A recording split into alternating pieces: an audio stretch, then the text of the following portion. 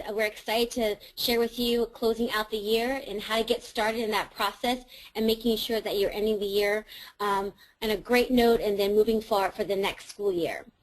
So this is a two-part series, and today we're going to be covering these things. We're going to get a chance to talk about a suggested timeline. What does that look like, and when should I start this process to close out my year successfully? We've put together 5 steps to closing out the year, and we're going to go through those steps. Now, we're not going to cover all of them today. We're going to be beginning those 5 steps, and then in the part 2 of this series, we'll cover the remaining steps. But first, I'd like to share with you a quote from a direct instruction teacher. It's so nice hearing from all the direct instruction teachers out there, and this one especially really resonates for the close of the year. It says, "My students, their parents, and I are so pleased with their progress in reading and mathematics. Direct instruction programs can take some of the credit. I have parents hugging me with tears of pride in their eyes as they report on their child's progress. For many parents of special needs children, this is the first time they have had good news." So I'm hoping that after today and while you're closing out your school year, you get a chance to share some really great news with parents and all the success that their students and their children are having in school with reading mastery. So let's go ahead and get started. First, we're going to talk about the timeline. I want you to think about your calendar and when your last day of school is.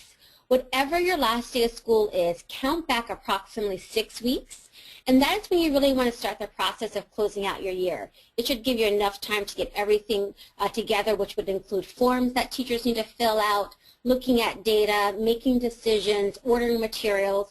6 weeks should be a good amount of time to begin and finish that process by the time school is over. One of the things you want to keep in mind, though, is that the last part of school year, there's so much going on. If you have spring testing and you're not finished, when is that going to be?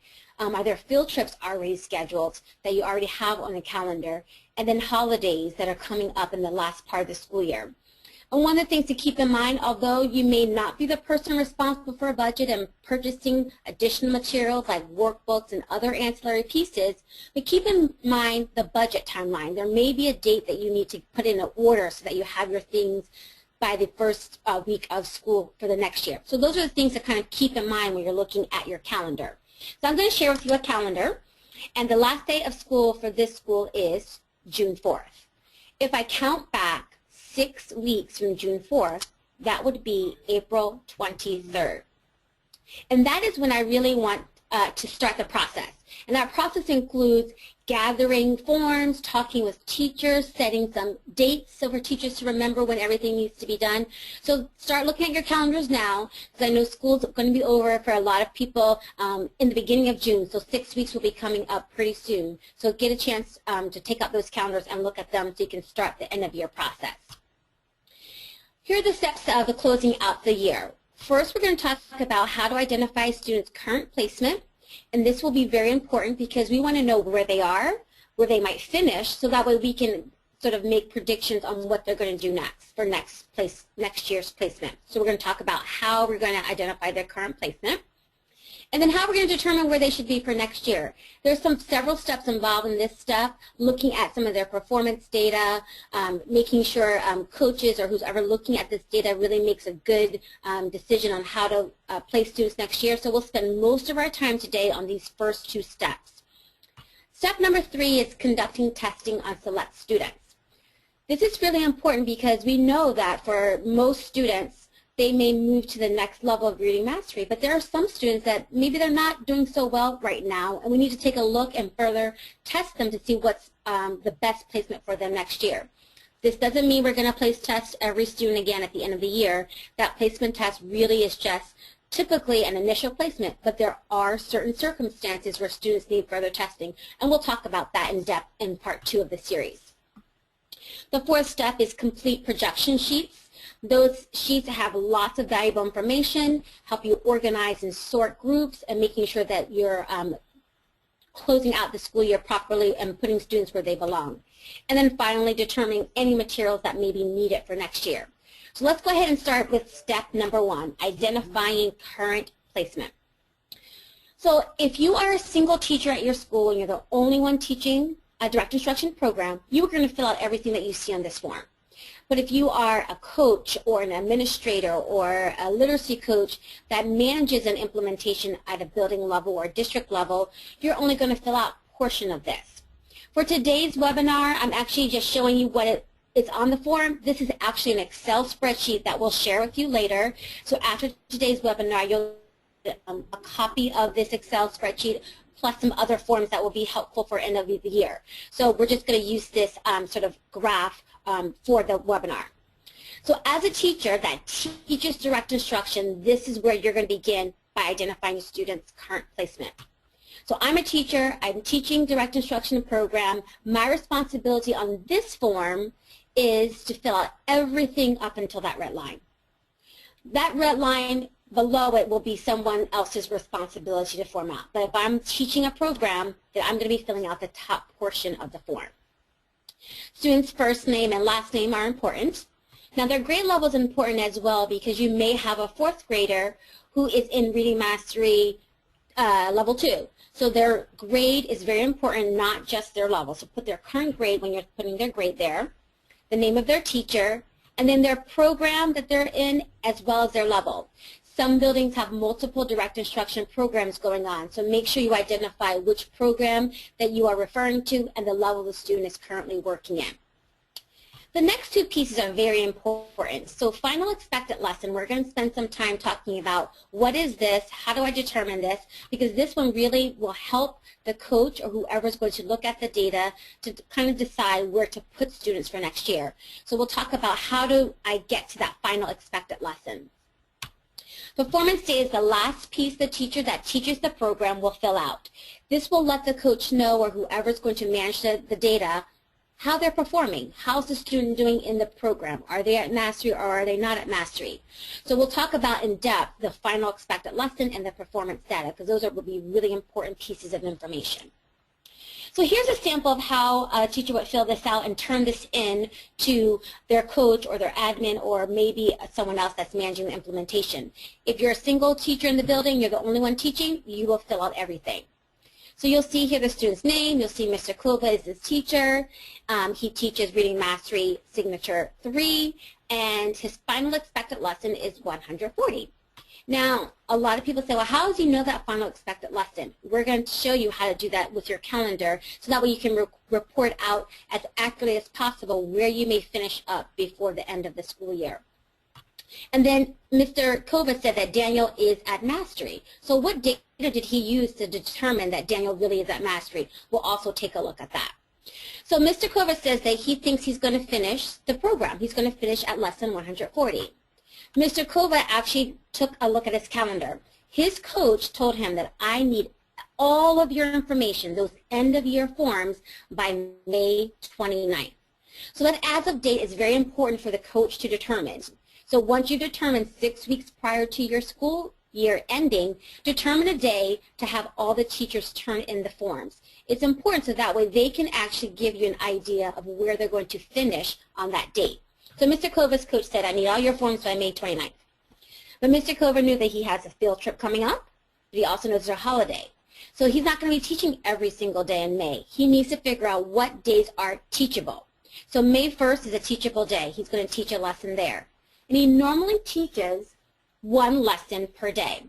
So if Mr. Kova put all of his teachable lessons on this calendar, he can say in the month of May, I'm going to teach 19 days. Wherever Mr. Kova is today, he will add 19 lessons to that, and that will be his expected lesson by May 29th. And that will be very important for the coach or whoever is going to look at the data to know in order to place students. Mr. Kova also said on his form that he was going to finish at lesson 140. So he needs to know, is that an appropriate place for me to finish? So I'm going to stop. Here are some suggestions for appropriate stopping points. Teachers ask us this all the time, like, you know, I started mid-year and I know they're not going to finish. What's a great place to stop? If you are a kindergarten or first grade reading and mastery teacher, it is very crucial that you finish the entire program, 160 lessons. So 160 would be your most appropriate stopping point. But if you are reading mastery 2 through 5 teacher, here are some suggested stopping points. Now, I've included just the last 4 that are most appropriate, but there are other appropriate stopping points, and we'll make sure that after today's part 1 of the series that you have a document that shows you all the appropriate stopping points for this level. These stopping points are appropriate for the student because they're typically at the very end of a series of a story, so it makes sense for the student. They're not in the middle of a skill or a story, so these are great stopping points. So if you're jotting these down, just remember that we will make sure that you get a copy of this document that lets you know what's most appropriate and when to stop. So that is why Mr. Kova said that, okay, he's going to stop at 140. That's a pretty appropriate stopping point, and he's handed in his form to his coach. We're going to stop here just for some questions, just about the first step of the process. Setting your date to when to start. If you're a coach, making sure you give the teachers an as-of date, what to fill out on that particular form, which will typically be an Excel spreadsheet. Are there any questions? Let me look here. Mary, do you see any questions out there? No questions so far. Okay, thank you guys. Perfect. Let's go ahead and continue and keep going on the process. So some of the things I would like for you to remember when you're filling out your forms for your coach or for your administrators, or if you're just filling out the forms for you, if you're teaching multiple groups, make sure one group per form. So that way it's easier to sort of look at that group and then look at the next group. Identifying that grade level so that way you know a student is in 4th grade, but that maybe their reading mastery levels is different than their grade level, making sure you're identifying their current grade level. When you're gathering performance data, you want to make sure you have copies or data collection of their checkouts, their mastery tests, their curriculum-based assessments, and you're going to attach that to the form. You may also want to attach some observational notes that you may notice about a student. It could be how they're performing in individual turn, or how's their workbook. Maybe their attendance has been up and down, or you know they're going to be retained. Any information that's going to help determine where their placement is going to be for next year, or that would inform that their placement might be something different, you want to include that information so the coach or whoever's looking at the performance data has every piece of evidence to really make a good decision about where the student should be placed in the following school year. This is what the Excel spreadsheet looks like, and you'll get a copy of this after today's webinar. But you'll notice this Excel spreadsheet has all of the things that I just mentioned: name, grade, teacher, current direct instruction program, lesson, and performance. One of the things you want to consider when you're doing your Excel spreadsheet is to have a drop-down menu on column E. That makes sure that all the labeling is consistent within your school or your district, so that way everyone is using the same acronyms or same initials for the program. And if you have multiple programs in your school site, this will make it very easy when it has to sort and have to look at a larger group of students and really to make decisions. So a drop-down menu will be very important, making sure that labeling is consistent. So if you have to inform, we're going to move to what is the performance data I'm looking for. How did Mr. Kova know that that student, whose name was Daniel, was at mastery? What did he look at? We're going to take a look at To Inform first, but if you're not using To Inform, don't worry. We'll also take a look at all the other kinds of things that you're using to for data. So let's take a look at To Inform, and so you can see what kinds of things you're looking for performance data. In To Inform, I've pulled up an individual report. So if you go to your To Inform account and you pull up reports, you're going to click on a student you want to look at, and you're going to look at the individual report and then put in full view.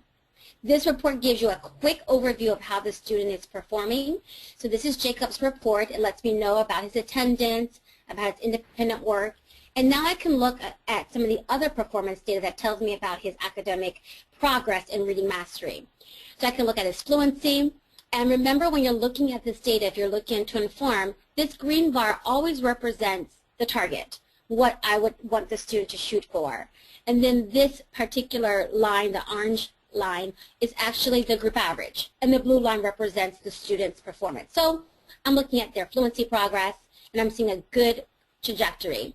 I'm looking at their curriculum-based assessments, also comparing it to that target and the group average, and then underneath you also have mastery test.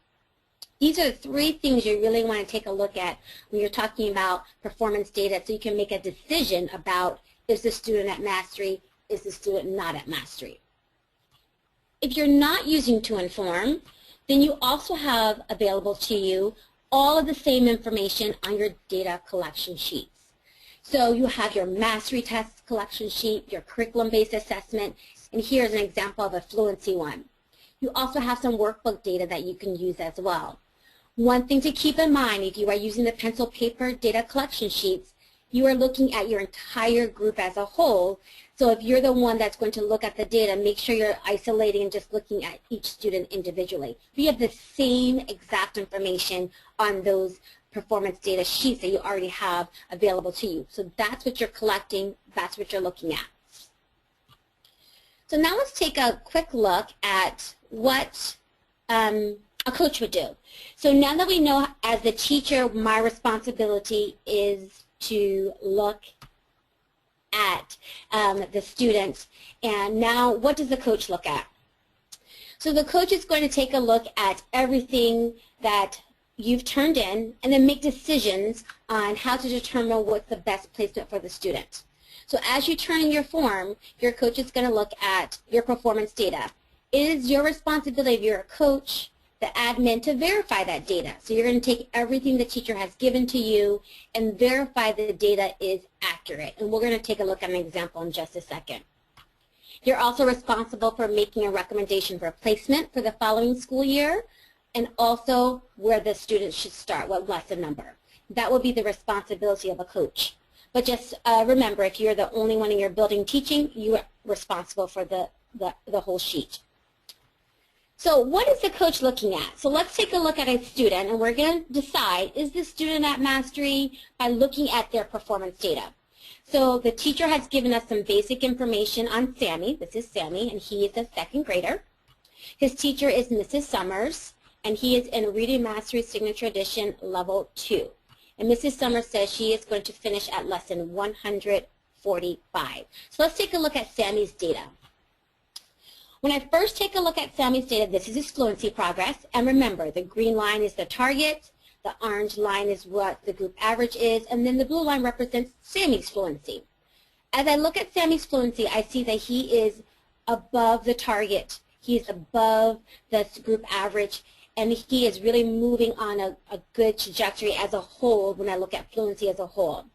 If I had to make a determination if Sammy's at mastery with fluency, I can say, yes, he is at mastery with fluency. He is doing exactly what he's supposed to do in this level.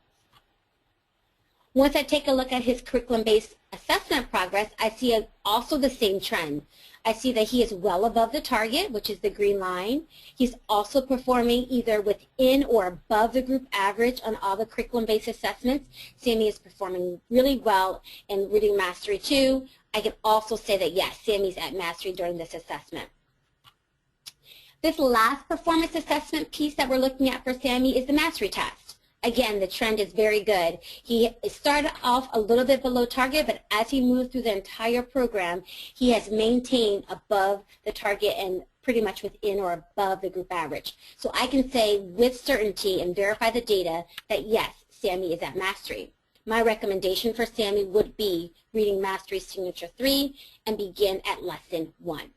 So that is one example of how to really verify the performance data that teachers have given you. So Mrs. Summers would have turned that in, and as the coach, I would have verified the data. Let's take a look at one more example. This is Mary, and Mary also is in second grade and has Mrs. Summers as her teacher. She's in Reading Mastery 2, and she's expected to finish at 145, and that's a great expected lesson. It's also what happens to be a great appropriate stopping point, so that's fantastic. Let's take a look at Mary's performance data. Here's Mary's fluency. If I'm looking very quickly, I see that Mary is below the target and been very up and down, and she hasn't really shown a great progression in fluency. She's not moving in that angle that we want her to move, which is moving up. So I can't say just by looking at Mary's fluency that she's doing well in fluency in Reading Mastery 2. Let's take a look at some other data for Mary. Here's her curriculum-based assessments, and again, I see that she's only had a couple tests where she's met the target, but every test she's below the group average, and she is not performing well on the curriculum-based assessments as a whole throughout this entire level of reading mastery. So this kind of raises a concern for me for Mary. I don't think she's really at mastery, and I'm going to take a look at her last performance data, which is her mastery test. And this really confirms for me that Mary really is not performing at mastery.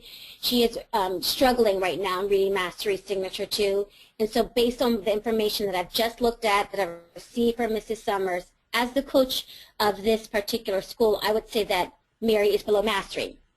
Because she is below mastery, I'm not really going to recommend a placement for her right now, because the next step is actually I need to probably conduct some further testing to make a final decision on where Mary should be placed. So I'm going to leave that empty for right now because I know that she's not necessarily ready to move on without some further testing.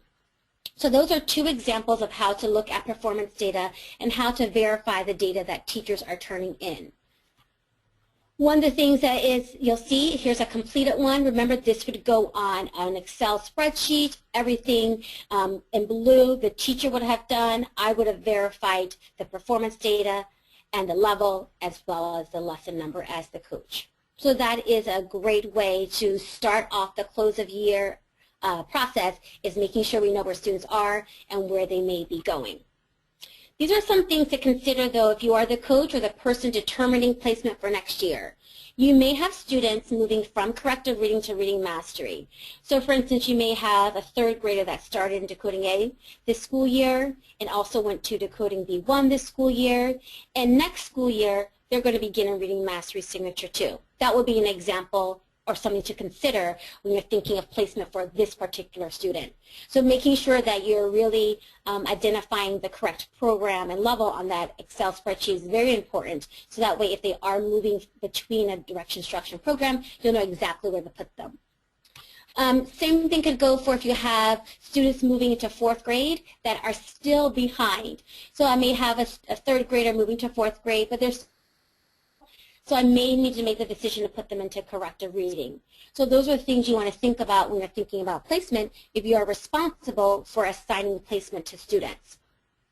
Students who are being retained. Now this one is really crucial because we don't want students that are going to be retained to repeat what they've already done last year. So let's just say you have a 1st grader who's going to be retained and they've got halfway through reading Mastery 1. Next year, I don't want them to start Lesson 1 and Reading Mastery 1. I want them to continue on. So it's important when I'm placing them and forming groups that I place them in a group that's going to be very close to where they left off, and so that way that student is not repeating half of a program they've already done. Completing a level and moving to the next level, so completing, maybe grade 5 and moving to middle school, you want to make sure and think about how am I going to do that? What's that process looks like? Lots of communication between you and the middle school, data need to follow. And we'll actually talk a little bit more about that in the next part of the series, really thinking of making that transition from completing a level to the next level.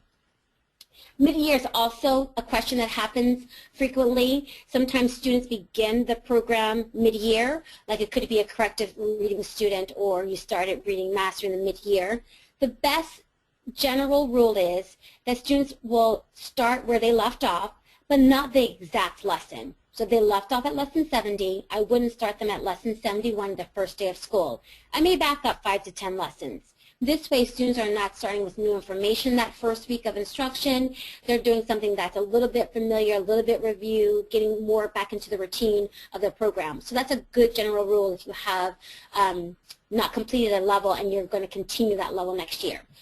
These things are just things to remember to consider when you are making recommendations for placement for students if you are the coach responsible or the person responsible for placing students in the next school year. Let's stop here quickly for some questions. I know we've given a lot of information, and I know that closing out the year is very important, so I want to make sure at least the first 2 steps we have kind of solidified, and if you have any questions, we'd be more than happy to help you. And if we come up with a question and you, after today, please reach out to us. We want to make sure that we can help you close out your year successfully. Are there any questions? No, thanks, Kia. Mary, do you have any questions out there? Yeah, I do. I have a question regarding the transition or articulation between 5th grade and, say, a middle school or a K-8 school. Can you address? Yeah, this is a great question because we know oftentimes in the district we have direct instruction programs spanning elementary and middle school. If that is the case, one of the things that's important is to make sure you have communication between schools and to make sure that every performance data that you have on that student is available to the middle school so they can make the best decisions. If you already recommended placement, that information should follow on. And I know that this is important because we have schools that want to make sure that process is smooth. We will make sure in the next series to cover this a little bit more in depth on how that looks and what you can do to help. But the two things are communication and all performance data should follow the student with them. So if they're a fifth grader moving into sixth, and maybe they're transitioning into the next level of corrected reading, all the information should follow that student, and we'll talk about that more in depth in the next part of the series to make that transition smooth. Okay, Kia? Yeah. We have one other question. Okay. Kind of piggybacking on what you said a little bit earlier about if a student doesn't quite finish a level. Can you address again if they kind of finish the end of the year, say at mid-level of a program? Oh, sure. So this happens. Sometimes you finish a program in the very middle of the program, and you know that that was not you finish a level. The best general rule is to start the students at that same level next year, but back up 5 to 10 lessons. This way, this gives them an opportunity to review a little bit of what they did in the previous school year, also review the structure and the routines, and so they're not just jumping into brand new information that first week of instruction. So if you're finishing a mid-level this school year, in August or September when you start again, back up 5 to 10 lessons, and that way you'll see the students can get some comfort in the very beginning and then continue to move and progress through that level. Great. Any more, Mary?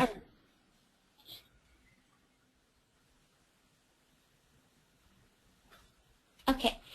So I want to respect and honor your time. I know you've been teaching all day and it's after school, so we always appreciate your attendance. So today we got an opportunity to really talk about the first 2 steps of closing out the year successfully, really setting your calendar, making sure you're giving your teachers an as-of date so they know when to have all of the forms to you, making sure you're identifying where students are, looking at their data, and then making a determination of where they might be for next year. In the next part of the series next month, we'll finish out the remainder 3 steps. We'll talk about conducting testing on select students like Mary, who did not perform at Mastery this year, so we need to do some further testing. I'm not going to keep giving the whole school the placement test again. Only in certain circumstances we'll talk about what that looks like and how to do that. So we'll talk about that step next month. Also completing projection sheets, how to take that information, synthesize it, and how to form groups and make sure that that process is pretty smooth. And then lastly, really determining what materials you might need to reorder or add to your next school year. So next month we'll finish up the remaining steps of closing out the year. We want to be a partner with you, so if you have any further questions, something that you forgot to ask or you thought of after, please reach out to us. We really want to help you, especially if you're in the middle of looking at data, you're not sure where to go or what to do. Please reach out to us. We really want to be a partner with you and help you so that way you can be as successful for your students as possible. And we love you to follow us on social media. You can follow us on Facebook, Twitter, and YouTube at McGraw-Hill Education. Tell us something that you learned today. We love hearing that from you. It really makes us feel like we're a part of your community and we're a part of your success as well. Yeah? All right. Thank you, Kia. Excellent job. Again, on behalf of McGraw-Hill, we do want to thank you all for joining us today. It was great information. I know it's going to help you all as you wrap up this school year. A couple quick reminders. You will, of course, get a survey when you leave today, and we do want your feedback. Also, one of the questions they're asked if you want assistance with closing out. If you want to have a call or a conversation or a webinar or something more with us to help you with the data, please let us know, and we definitely want to help you out to make sure you can wrap this school year up and get next year started on the right foot. As Kia mentioned, our next webinar is May the 6th, same time, same place. We hope you all will join us for that. You'll get a link in this follow-up to register for that one as well. And also, when you do get your follow-up email tomorrow, please be sure to open it because there is going to be information in there. The information Kia mentioned about the Excel spreadsheets and the start points, that's going to be included in links as well. So please take a look at that email, forward it to your friends. Make sure everyone in your school knows exactly what they need to do as they wrap up the school year. But again, with that, we do thank you again for joining us. We appreciate your participation, your questions, you all being here, and we look forward to seeing you next month. So please have a great rest of the week. Thanks so much. Bye-bye.